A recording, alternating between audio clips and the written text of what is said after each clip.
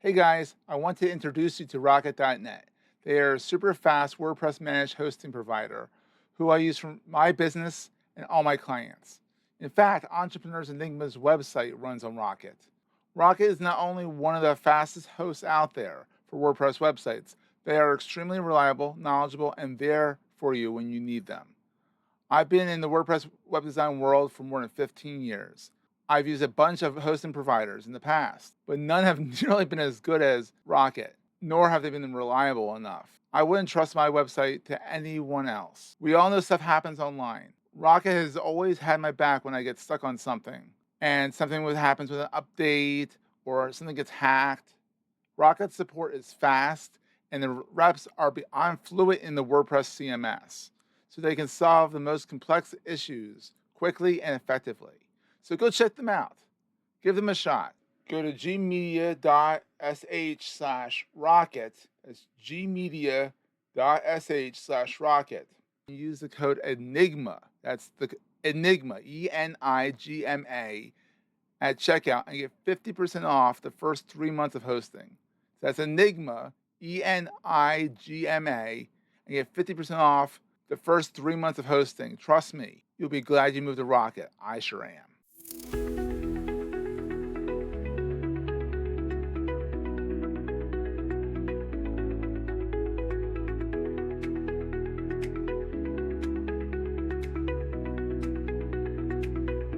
You're listening to Entrepreneur's Enigma, a podcast about the ups and downs of the entrepreneurial journey. Every week, your host Seth Goldstein interviews entrepreneurs from all walks of life about their entrepreneurial journeys. From store owners to Fortune 500 CEOs, we all have stories to tell. So sit back and join us for the next 20 or so minutes while we explore the entrepreneurial world.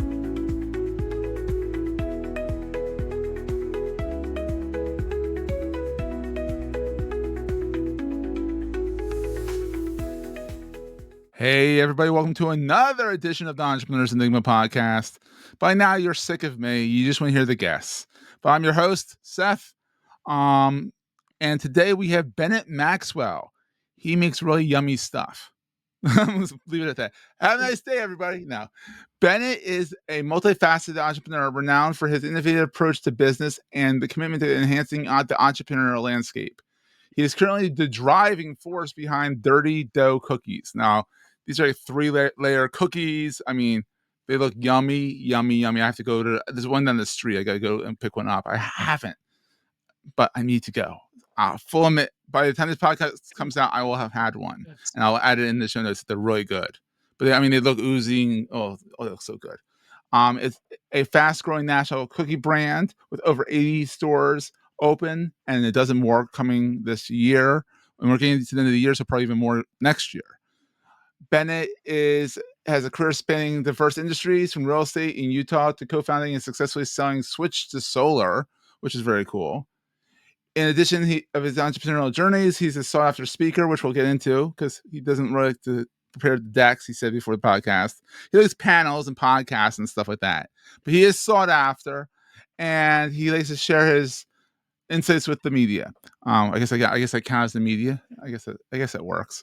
Bennett also hosts. He's also the media. If I'm the media, he's the media. He also hosts the Deeper Than Dough podcast, which was launched in 2023, where he explores finding joy and fulfillment in life through entrepreneurship and beyond. I love that. It's always good to have this. How's it going, Bennett? How you doing, buddy? Oh, I'm doing good. Seth, you have such a positive, energetic personality. I got on here and you started making fun of me a little bit. Oh Anyways, yeah, I have to. It's fun. I'm doing It's great. fun. I'm doing great. Thank you. No, that's how I am. You know, and this is not a real fast. This is not a facade. This is me. I'm just nuts. I'm just certifiably nuts. My poor wife and my 11-year-old son is just like me. And my poor wife, oh, she deserves a medal. And you have 3 kids, so Yep. God bless your wife. Yep. Well, 4 if you count you, right? So that kind of fun stuff. So Bennett, how did this whole thing get started? I mean, my cookie company. I mean, cookies are everywhere. Yeah. Like why? It was early on when it just started blowing up. It was kind of end of 2018. A lot of cookie companies out of Utah. Chip, baked, Why? and then What crumble about came. Utah? Is it the Great Salt Lake? It's the religion, I think. It's the religion that's you're not Mormons like cookies. I know they like genealogy. they like genealogy and cookies while they're searching for their ancestors. Um, no, I Maybe. think it's you're limited on what you can do for gratification as far as consuming. No tobacco, Oh, no alcohol, no or no coffee, no tea. Those are the rules that, the practicing or faithful, I don't know what you wanna call it. So, it opens up the categories, like, we have all the the soda companies cookies. here in Utah too, because it's like, well, if I'm not gonna drink coffee, let me get a You need Dr. some kind of Pepper caffeine. and throw some raspberry puree and some coconut cream. So, it all started blowing up here. A buddy that I went to Wow. high school with moved to Arizona. He was just selling cookies out of his apartment. He wanted to be the first gourmet cookie company in Arizona. So, what do you do when you're a Wow. college kid? You get your crappy little oven. Yeah. I mean, You can I've say been shit. You shoot off, and you can okay, it's a say it. shitty little oven, and you just sell cookies out of your apartment, right? He posts on Facebook saying, "Hey, I'm selling out most nights. I want an investor to open up a storefront." So I invested. That store opened in March of 2020, COVID month. The end of Ugh. that year, I was pushing him to franchise it. I was running my solar company in San Diego. I'm like, dude, let's open one in San Diego. I'll be the first franchisee. He wanted out. I knew nothing about cookies or franchising. I didn't know the difference between a franchisee and a franchisor, which I guess is pretty Oh, important jeez. in the space. But I just thought, what the hell? I'm roll the dice and see if I can buy the business, figure out franchising, surround myself with the right people. And I think that's Yeah, was the key, was kind of surrounding yourself with the right people when you don't know anything. Go find people that do. So I ended I up love buying it that. from him beginning of 2021. So I've been in it for 3.5 years now, and it's been a wild ride. We've done 80 stores in the last 2 years because it took us about a year to And franchise. are they all, do you have your own store, or is it all franchisees? There's 10 of them that are corporate stores. The rest are franchises. Oh, so you have 10 of your own that are kind of like, okay. Yeah. So That's I always wonder about that. 'Cause I know like McDonald's has franchises and they have some corporate ones. I mean, yeah, you like Starbucks to is weird that way. Starbucks is generally not.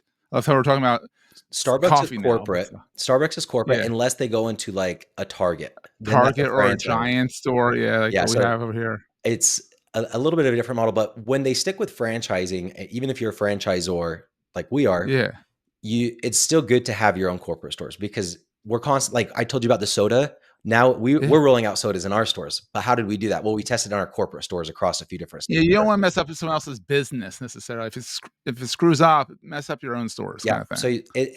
they serve as your test subjects, No, but I on like it because marketing product. you're cookie doughing. I was gonna say dog fooding your own stuff, but you're cookie doughing your own stuff. I mean, you're trying Yep. your stuff, seeing if it works, it fails, and you also it's not like you have one store, you have 10 stores, so you get that nice sampling of like, okay, if it worked across like 7 of the 10 stores, Mhm. great. Most likely it'll work in the franchisees, Yep. whatever the other stores that are not owned by you. Yeah, God, we and got we them too spaced them close apart a together. little bit as well. I mean, we have Kentucky, Ohio, um, or Indianapolis, Colorado, and Ooh. Utah is what we've had corporate stores in. So it's You have also to kind of a Utah, that's where you're different based, so market. What was that? you have to be in Utah. I mean, that's what is that the first store pretty much? It was in Arizona, and then the headquarters has been here in when I bought it, I moved everything to Utah. I moved back to Utah. This Yeah. is kind of where my network is. Now the headquarters has moved again to Chicago. We partnered with it's a management restaurant holdco, I guess, called Oh, that kinda Craveworthy makes Brand. sense, yeah. So To help you scale and grow it and all that stuff. yeah, I got in way over my head. We sold 400 franchises in the first 2 years, and it's like, well, okay, I know how to sell, but do I know how to open all these stores? Well, no, I don't have the experience. Oops. So, Greg Majewski's been our CEO since the beginning of this year. He's the owner Oh, of yeah, 'cause you're the Craveworthy Brand. chairman now. You're the chairman of the board. Yeah, kind of. Actually, I'm the director of franchise sales for Craveworthy Brand. So I fully exited Ooh. Dirty Dough just last month. So Oh. Craveworthy bought Oh, mazel tov. all. Thank you. They acquired all of Dirty Dough, and then I've moved over to the franchise sales for Craveworthy. Has another 6 brands that are franchised, Oh, and good another do what you're good at. You're yeah. good at sales, you're good at schmoozing, like, it's like, "Well, let me go over here." Yes, it's staying in my lane. That's what I like You have doing. That's what to. I'm the best at. So I tried to do that as the business owner, and I did do that. I brought it on as CEO right at the beginning. She was the founder of Maui Wowie Smoothies and Coffee, Jill Summerhays. Amazing. Grew her brand to over 600 franchises before selling it. She was the operator. I was the salesperson. But we Yeah. also outgrew her expertise. We went from 5 employees to 200 employees pretty quick. So I was like, okay, Greg was the CEO of Jimmy John's during their rapid growth, which has been like one of the most, if not the most successful food franchises in the last 2 decades. Everywhere. You So don't know hoagies though. yeah, I'll be honest. Any franchise does not know hoagies. I'm sorry. Like, they're not subs. They're not, grinders. They're they're hoagies. hoagies. Yeah. And if you're in Philly, they're very unique. And like Jersey Mike's is out there, and they're like, "Oh, we do cheesesteaks." I'm like, yeah. People like the cheesesteaks. I'm like, no, you gotta go to a mom and pop place where you don't want to touch the floor kind of place. Like, it's like sticky floor, like greasy. That's a cheesesteak. Yeah. It's like, yeah, if your feet aren't sticking to the floor, then where you like, is it real? Yeah, it has to be a questionable Department of Health passing grade. I think that applies to tacos too. I mean, if Oh, they yeah, are preparing your tacos. tacos with gloves, get out of No, there. What? no, the sweat adds some salt to the oh, gross. Oh, it's nuts. All right, we now got the disgusting tag on the podcast. There we go. So you also, you also lost a lot of weight. So this guy started a cookie business and also lost 150 pounds. So how's that work out? I mean, I guess you don't eat your own cookies. Yeah. 115, 1.5, but still a lot. Oh, 1.5. So Okay. it was about 3 years ago. So I bought Dirty Dough. I was still running my solar company. I was 310 pounds. I'm 5'8". I thought I had a good marriage because we weren't fighting. If you ask my wife, we were completely disconnected, and I was so disconnected, I didn't even know I was disconnected. Oh, that's bad. Yeah. So anyways, I sell the solar company, and it was just head down. I mean, I did door to door for so many years, and we're on gross topic. So I peed in water bottles every summer for 8 years because I didn't want to drive to the gas station because it's like, well, I could go knock another door, probably make Oh, wow. We're going to take a quick break, hear from our sponsors, and get right back to the show. $500 in the next 20 minutes, just go get it. Or I can go to the gas station and go pee. Nope, I'm just going to pee in this bottle. So it was all about efficiency, right? And I don't think that's the way to live life, but that's how I've lived my life.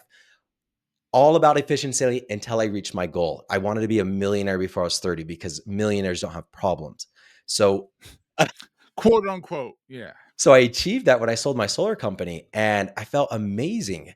But what happens in the brain is your dopamine levels revert back to baseline very, very quickly. So that's Doesn't that suck? Yes. Doesn't that suck? Like, you buy something cool, you're like, this is awesome. All right, I'm done with it. Yep. And that's just understanding that it's nothing wrong with your brain. It's just how the brain works. So now it's okay. How do I just sacrificed the first 28 years of my life. I mean, not really. The last 8 years of my life, I was 28, to sell, be efficient with my time, make more money. And what do I have to show for it? Well, I have some money, but my life, like the stress in my life is actually increased, and the weight of my body, my physical, no pun intended, but yeah, the weight and the weight. The weight has increased. So what the hell do you do? Anyways, I started seeing a therapist as soon as I realized, okay, I tell myself family and fitness, are very important. But if you look at my calendar, it's just all work. So yeah, you have time for the other stuff. Why do my actions not align with my beliefs? And I also got a business coach. So it was very helpful to be like, okay, well, I wasn't after being a millionaire. I was after the security I thought it would give me, or whatever that is. But it's an emotion. And did it give you the security? No, I immediately said, this isn't enough. I need 2 million. Like, immediately my next goal is 2 million. So then I'm like, okay, I'm just going to do this. And then it's going to be 4, and then it's going to be 10. And then it's just going to be When's endless. it stop? It stops when you feel over dead. So I think it stops when you take your goal off of the material goal and realize that you don't want anything material. You want an emotional state, right? You want to feel a certain way. That's everything we ever do, is just we want to feel a certain way. So that's all emotion based. And then you look at your goals. Are your goals have anything to do with how you want to feel? And if they're not, then I think you're falling short, right? I want $1 million just because. Okay, no, I want $1 million because I want to feel secure, because I want to feel wanted, because I want to feel important, whatever it is. Well, let me just make those my goals, and then I can probably achieve those without gaining 115 pounds, without sacrificing my marriage, right? So that's kind of what started it, was just a decision to be like, okay, I'm going to actually put my family and my health first. I started with a gastric sleeve surgery. So they go in, they cut your stomach and sew it, 4 ounces, no carbs for 6 months. You're on like Oh my 500 god, it's hard. It's calories. harder than the surgery, in my opinion. Jeez. It's, anyways, so that kind of started me Helped. off. And then it was, yeah, I own a cookie company and I still need to taste the cookies. So you cut the cookies into 6, you take a bite, close your eyes, try to turn off your thoughts, savor it as much as possible, throw it away, right? And then you can still have the benefits and the So you still dopamine, get the sugar the taste a little serotonin bit. that you get, yeah, when you eat it, but you're not getting 500 calories, you're getting 50. Oh, but so you still eat that bite. You wouldn't spit. You wouldn't be like a wine taster, spit the cookie No, out. no, I swallow it. All right, that makes you feel a little I bit eat better. You it. didn't I waste eat the it. whole I cookie. digest it. And your brain, I guess, just doesn't even really mind 50 calories versus like if you have a whole cookie, you'd probably be like, nah, Yeah. Yeah. So, but again, I want to focus a little bit more on just the decision to do it because I think yeah, that was okay, I'm no longer on the financial targets. Like, yeah, I have those yeah, as sub goals, but only yeah. if I think that they might help. And I honestly, I don't. I mean, if you ask anybody in the world, do you want the most successful business? Do you want to be a billionaire, but you're guaranteed to be depressed all day? Or do you want to have nothing, but you're guaranteed to be enthusiastic, happy, and Mm-hmm. energetic all day? Well, anybody's going to take that. And that's evidence Yeah. for I think me that's to be like, it's all psychotic. emotion. So why are we setting goals outside of emotion? So, anyways, kind of long No, I answer for you. love that. No, I love that. I mean, it's so true. It is a bit more about it's less than the money. It's what does money bring you? If is $1 million enough for you to live on, great. Then go have fun. Mhm. That kind of thing. Yeah. And I love seeing younger people. I mean, I'm not that old. I'm only 43, but younger people like my age, your age, that being able to live their best life and not have to worry about the money. Now, I still have to worry about the money, but still, I'm still living my best life. So it's kind of that kind of thing.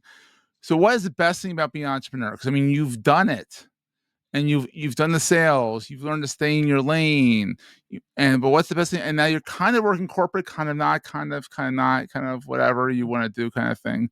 Yeah. What's the best thing about being an entrepreneur and working kind of in a brand as well? Yeah. I mean, I had to take a last second trip to Houston for a franchise conference, and it was like, oh, $1,000 just for like a economy seat. And I don't know if I should be sharing this, but I'm like, it's not my money anymore. So that's the good part of the corporate. You're not worried That about is it. good. You have your expense You're like, account. It's it's like an investment for them, and I'm worth their investment. damn straight. So that's a Yeah. little different. But what's exciting about being, I mean, entrepreneur? It's just exciting. You get to go create. You get to go have fun. You get to go pivot, do what you want. So even though I'm like running the franchise, so I'm still set up as an independent contractor because Uh-huh. I like that. I don't want the W-2. I want the tax advantage, but I also want the freedom of like, no, just give me my metrics. I'm not clocking in. I'm not clocking out. I'm sure as hell not working 60 hours, let alone 40. Like I'm just, You're but doing your I'll get the thing, but job you're done. helping out. You're staying, keeping busy. Your brain's not turning the mush. That kind of Yep. thing. So That's wild. I'm kind of Yeah. going through it again, like, oh man, I'm super excited to sell. It's just when you're an entrepreneur, you just go do whatever, right? It's the There's not like dopamine a thing. go do this. It's like go do whatever you want to go do, whatever's fun, whatever's exciting, whatever you think is going to work. And for me, I love it. That's what matters. Now, on the flip side, what keeps you up at night with this, with the, I mean, now you're a 1099, Yeah. but before that, you're running this huge franchise of yummy cookies, and before that, you're doing solar. Like, what kept you up at night? Up until let's call it July. So December, January of this year, we partnered with Craveworthy.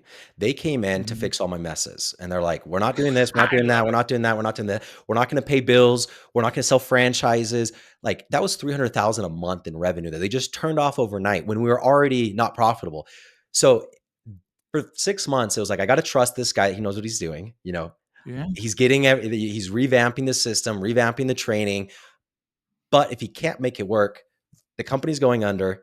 And if the company goes under, I have so many personal guarantees that I'm filing for personal bankruptcy as well. So probably the really. first 3 or 4 months of the year, it was just Little like, am I antsy. going bankrupt or not? It just scared me to death. Up, Luckily, down, up, down, up, down. Yeah. luckily, I'm still seeing a therapist. And finally, I'm like, she's like, well, what about bankruptcy scares you? And I'm like, I don't know. I don't even know what it is. Like The word bankruptcy is scary, it's just a and people word. don't realize that sometimes it's actually helpful. I mean, it's a safety net for society for entrepreneurs like you or me or whoever to go take higher risks because you Mhm. know that you're not going to pay a debt for the rest of your life, right? You can file bankruptcy Yeah. and you can erase that and start over and go try again and create new jobs. So I think it's really, After a while, you gotta build your credit back you because have to build you your, kill your credit, but yeah. I looked into it though. Yeah. And it's not that, like, you keep your house, It's not that bad. you keep Yeah. your retirement accounts, and I can know how to make money. Like, I don't think I would even skip a beat, but that did paralyze me, like deathly Well, yeah. paralyzed, like can't sleep, just like heaviness on my chest always Ugh. until I researched it more. Like for 3 or 4 months, I just let the unknown kind of paralyze me. But that's what kept me up all Mhm. night is we've burnt through $200,000 more than what we spent probably every month in the last 2 years. I've no Mm. experience raising money. We've raised about 9 million in the last 2 years, just over 2 years. And That's if not bad. you don't raise money, then it's like you're going under, right? So that Yeah. whole stress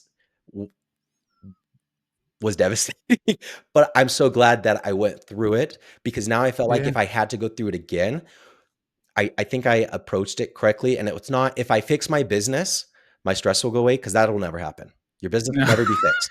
And I finally realized Yeah. that. So I need to fix my relationship to these issues, right? And Mhm. it's I rather love than it. fixing It's so every true. problem, fix why you have the problems. So now I feel Love like it. I'm way more apt, capable of going through a similar experience again without having am I going to make it through or am I going to die in my sleep from all the stress? Yeah. Are you getting the itch to do something else? Oh yeah. I have it every day. I have at Yeah. least 2 business ideas. I know. It's chronic over here. I'm always up to something. My wife's like, "What are you doing now?" She's like, "Tell me when it's starting to make money. That's when I care." She's like, "I have all She these knows ideas. I even, start all yeah. these little sub brands into my company." And my wife's like, "God bless her." She's like, "That's fine. Don't lose the sight of the main business. Go for it and see if it makes money. If it doesn't make money, shut it down." Yeah. So she's keeping you in your lane. Oh, I love We my wife. need She people like is that. amazing. Realistic people that, have their feet on the Because we're ground, not not their head realistic. in the clouds. Yeah, we're the cloud kind of people. So, what is the most important thing to carry with you all the time? What's the most important thing to carry with me? Yeah, it can be metaphysical, it can be as woo-woo as you wanna get or as physical as you wanna get. Okay, carrying with me. The biggest piece of advice that I followed that's made the biggest impact has been you have any sort of negative emotion that you're uncomfortable with, and then you think about it, and then your thoughts provoke the emotion to get stronger, and then the emotion provokes the thoughts to get stronger, and it's just a never ending cycle. And then you try to talk yourself on how to see it differently, a paradigm shift, but you're still in your mind, and your mind is what caused the Mm, issue. So for me to carry with me is remembering any negative emotion I can stop. I usually try to close my eyes, which is a little weird in public, but who gives a damn? Close my eyes, take a few breaths, and I try to shut off all thoughts and focus on mhm, the emotion, and then it goes away mm. in like 60 seconds. You're at like 5 breaths. Isn't that amazing how that works? It's insane, Yeah. and it's the same debilitating, like, you're gonna go bankrupt and you're gonna die, but it's just, "Okay, if I'm gonna think about, no, you're not gonna die. Mm, You get to keep your house. You get to keep your retirement." That's not as comforting as just, "I'm not gonna think about it at all. Shut off my mind, focus on yeah, this until it goes away," and that's it. mhm. And then when it comes back I up, once got a shut panic off the mind. attack that way. I got a panic attack, and I told myself I closed my eyes for 60 seconds, I said, "Not right now. I don't have time for you right now. I was in the car line to pick my kid up from school." I said, "I can't have you this now. If you want to revisit me later, subconscious, you can, but not right now." And guess what? It listened. Yeah. And I didn't get it later either. It didn't come back. My brain didn't say, "All right, now you're gonna have a panic attack." It just was like, "All right." Well, it's probably because it already went through, like, an emotion is a physical, thoughts provoke Mhm. hormones, and then the hormones, and then like, it's a physical thing, and once it's there, it'll Oh, go that's away if you horrible. let it go Yeah. away, right? Like, If you dwell on it, it stays. what caused it to show up was your thoughts. So if you keep thinking about it, it's gonna stay there. But if you Mhm. just shut off your mind, and a lot of people think that's ignoring it. But the books I'm reading is like, no, it's not. It's letting it your it's letting you fully You're process it, acknowledging right? it. It's You're it's going all the way acknowledging through. it. So that Yeah. way, in 10 years, when you see something that reminds you of that event, it's not going to trigger an emotion like, like Mhm. that happens to us at various times. So, anyways, that's my advice. Exactly. There you go. So Bennett, where can people find you online? Where's your biggest watering hole? Yeah, BennettMaxwell.com has links to everything. So, the podcast, which is all, getting away from the material into the emotional Yeah, goals for joy and fulfillment, social medias, love anything it. to do with franchising, it's all there. It's all there, and you're very active and you're accessible, and I appreciate that. So guess what? We'll see everyone next week. Thanks, Bennett. Thanks, Seth.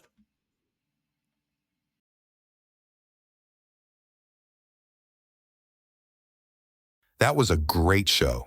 If you're enjoying Entrepreneur's Enigma, please consider giving us a review in the podcast directory of your choice. Every review helps us reach new listeners. If you like Entrepreneur's Enigma, consider the other shows on the Marketing Podcast Network at marketingpodcast.net.